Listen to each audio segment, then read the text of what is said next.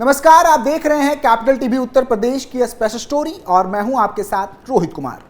लोकसभा चुनाव 2024 की प्रक्रिया जारी है। इस बीच उत्तर प्रदेश के जौनपुर से एक बड़ी खबर सामने आई है। बहुजन समाज पार्टी यानी कि बीएसपी ने जौनपुर से अपने उम्मीदवार को बदल दिया है। बसपा ने यहां से धनंजय सिंह की पत्नी श्रीकला रेड्डी को टिकट दिया था। अब श्रीकला की जगह बसपा ने श्याम सिंह यादव को अपना उम्मीदवार बनाया है। श्रीकला रेड्डी के अब निर्दलीय चुनाव लड़ने की अटकलें लगाई जा रही हैं। बताते चले कि पिछले 6 मई 2024 को जौनपुर सीट पर नामांकन की आखिरी तारीख थी। इस बीच बसपा ने यहां बड़ा कदम उठाते हुए श्रीकला रेड्डी का टिकट काट दिया है। श्रीकला ने 4 दिन पहले ही बहुजन समाज पार्टी से अपना नामांकन दाखिल किया था। इस सीट पर छठे चरण में 25 मई 2024 को मतदान होना है। अब बसपा से टिकट कटने के बाद श्रीकला रेड्डी के पति और जौनपुर के पूर्व सांसद धनंजय सिंह अपने लोगों की बैठक बुलाई है। इस बैठक में यह निर्णय लिया जाएगा कि उनकी पत्नी अब निर्दलीय चुनाव लड़ेगी या नहीं। बता दें कि श्याम सिंह यादव जौनपुर के वर्तमान सांसद हैं। उन्होंने कहा है कि ज्योतिषी ने कहा है कि वे ही इस बार भी चुनाव जीतेंगे।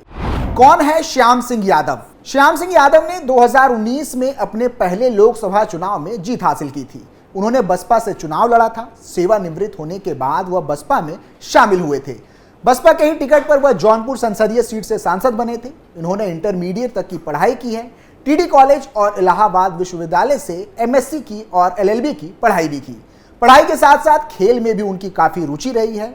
मडियाहू के रानीपट्टी निवासी श्याम सिंह यादव पीसीएस अधिकारी भी रह चुके हैं। इसके अलावा Shyam Singh Yadav rifle association of India के कोषाध्यक्ष भी रह चुके हैं। बसपा सपा गठबंधन के बीच 5 वर्ष पहले मैदान में उतरे श्याम सिंह यादव ने भाजपा प्रत्याशी केपी सिंह को 80,936 वोटों के भारी अंतर से हराया था। श्याम सिंह यादव को 52,128 जबकि केपी सिंह को 44,192 मत मिले थे। कौन है श्रीकला रेड्डी? श्रीकला रेड्डी एक बड़ी बिजनेस फैमिली से ताल्लुक रखती हैं। वह फिलहाल जौनपुर की जिला पंचायत अध्यक्ष हैं। धनंजय सिंह से शादी के बाद वह राजनीति में सक्रिय हुई। हालांकि उनका मायका पक्ष भी राजनीति से जुड़ा हुआ है। उनके पिता जितेंद्र रेड्डी 1969 में तेलंगाना की कोदत से निर्दलीय विधायक चुने गए थे। वहीं उनकी मां ललिता रेड्डी अपनी गांव की सरपंच हैं। इसके अलावा अगर केवल श्रीकला रेड्डी की संपत्ति की बात करें तो मीडिया रिपोर्ट्स बताती है कि धनंजय सिंह द्वारा दिए गए चुनावी हलफनामे के मुताबिक श्रीकला रेड्डी के पास 6.71 करोड़ से ज्यादा की चल संपत्ति है, जबकि 780 करोड़ रुपए की अचल संपत्ति। इतनी संपत्ति धनंजय सिंह के पास भी नहीं है। कुल 5.31 करोड़ की अचल संपत्ति और 3.56 करोड़ की चल संपत्ति धनंजय सिंह के पास है। श्रीकला रेड्डी ने 12वीं तक की पढ़ाई चेन्नई से की है। इसके बाद उन्होंने हैदराबाद से बीकॉम किया है। ग्रेजुएशन के बाद वो अमेरिका से आर्किटेक्चर इंटीरियर डिजाइनर का कोर्स करके बिजनेस में आ गई। कुछ समय पहले उन्होंने बिजनेस भी किया था, लेकिन उनका राजनीति में रुझान शादी के बाद दिखा। उन्होंने भाजपा भी ज्वाइन की थी। इसके बाद पंचायत सदस्य भी बनी। बाहुबली धनंजय सिंह के जेल से बाहर आते ही जौनपुर की राजनीति में खेला शुरू हो गया है। बसपा ने धनंजय सिंह की पत्नी श्रीकला रेड्डी को जौनपुर लोकसभा सीट से उम्मीदवार बनाया था और उन्होंने अपना नामांकन भी दाखिल कर दिया था, लेकिन अब चुनावी मैदान से अपने कदम पीछे खींच लिए हैं। ऐसे में बसपा प्रमुख मायावती को जौनपुर सीट पर उम्मीदवार बदलना पड़ा है और धनंजय सिंह की पत्नी श्रीकला की जगह पर श्याम सिंह यादव पर भरोसा जताया है। इस राजनीतिक घटनाक्रम से जौनपुर लोकसभा सीट का ही समीकरण नहीं बदलेगा, बल्कि पूर्वांचल की सियासत में भी धनंजय फैक्टर अपना सियासी रंग दिखा सकता है। जौनपुर लोकसभा सीट से बीजेपी ने महाराष्ट्र के पूर्व मंत्री कृपा शंकर सिंह को उम्मीदवार बनाया है, जो जौनपुर के रहने वाले हैं और कांग्रेस छोड़कर बीजेपी में शामिल हुए हैं। मुंबई में अभी तक कृपा शंकर सिंह सियासत करते रहे हैं, लेकिन पहली बार अपने गृह जनपद से चुनाव लड़ रहे हैं। सपा ने जौनपुर सीट से बाबू सिंह कुशवाहा की पत्नी शिव कन्या कुशवाहा को टिकट दिया है। वहीं जेल जाने से पहले धनंजय सिंह जौनपुर लोकसभा सीट से चुनाव लड़ने का दम भर रहे थे।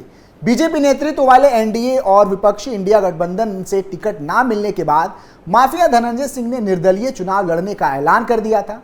हालांकि इस दौरान अपहरण और रंगदारी के एक पुराने मामले में धनंजय सिंह को अदालत से 7 साल की सजा सुनाई गई थी। धनंजय सिंह के जेल जाने के बाद उनकी पत्नी श्रीकला रेड्डी ने जौनपुर सीट से ताल ठोकी। बसपा ने श्रीकला रेड्डी को टिकट देकर जौनपुर सीट पर मुकाबला त्रिकोणीय बना दिया।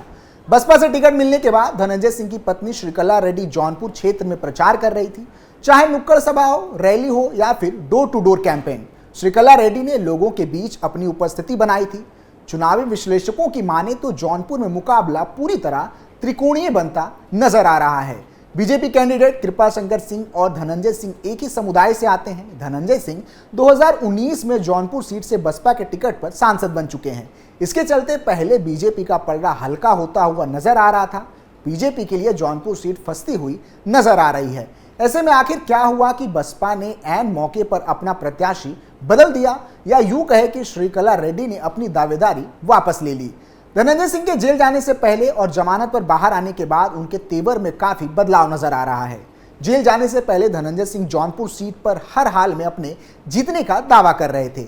ऐसे में धनंजय सिंह को जमानत मिलने और जेल से बाहर आने के बाद उम्मीद की जा रही थी कि श्रीकला रेड्डी के चुनावी अभियान को और भी धार मिलेगी, लेकिन उसका उलट हुआ। जेल से बाहर आने के बाद वह अपनी पत्नी के प्रचार में नहीं उतरे और ना ही बीजेपी और उसकी नीतियों को लेकर एक बार भी आलोचना की। वहीं बसपा के जोनल कोऑर्डिनेटर घनश्याम खरवार ने मीडिया से बातचीत करते हुए कहा कि पूर्व सांसद धनंजय सिंह की पत्नी श्रीकला रेड्डी का जौनपुर सीट से टिकट काटा नहीं गया, बल्कि उन्होंने खुद चुनाव लड़ने से अपने कदम पीछे खींच लिए हैं।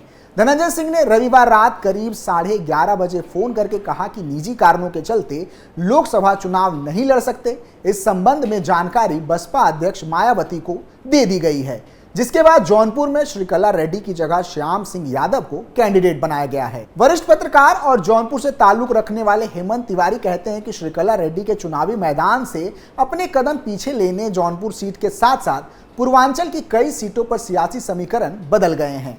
जौनपुर में तो बीजेपी की राह आसान होने के साथ पूर्वांचल की कई सीटों पर डैमेज कंट्रोल भी हो सकेगा। जौनपुर सीट पर करीब 2 लाख से ज्यादा ठाकुर वोटर हैं। कृपाशंकर सिंह भी ठाकुर हैं और धनंजय की पत्नी के चुनाव लड़ने से ठाकुर वोटों में बिखराव का खतरा बन रहा है।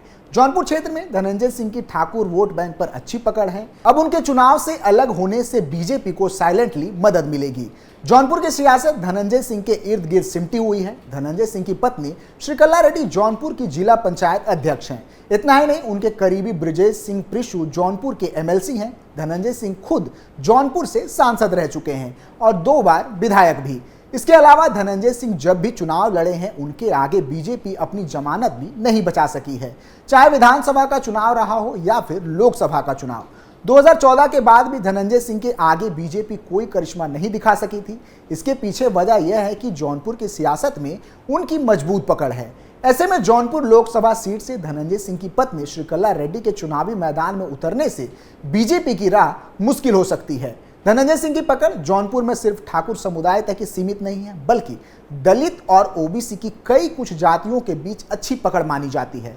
जौनपुर के मुस्लिमों में भी उनका अच्छा असर है। धनंजय सिंह की सबसे बड़ी सियासी मदद ठाकुरों के बाद किसी ने की तो वो है मल्लाह समुदाय के लोग। राजनीतिक जीवन में आने के बाद धनंजय ने उनका साथ नहीं छोड़ा और जाति के प्रभावी नेताओं को अपनी टीम में भी शामिल किया और लोकल कनेक्ट तो हमेशा बनाए रखा। जौनपुर ही नहीं बल्कि मछली शहर और भदोही लोकसभा सीट पर भी धनंजय का अच्छा खासा असर है। पीएम मोदी के खिलाफ बीएसपी ने बदले उम्मीदवार। बता दें कि बसपा ने गुरुवार यानी कि 2 मई 2024 को उम्मीदवारों की 12वीं लिस्ट जारी की थी। इस लिस्ट में वाराणसी से पीएम नरेंद्र मोदी के खिलाफ दूसरी बार उम्मीदवार बदला गया है।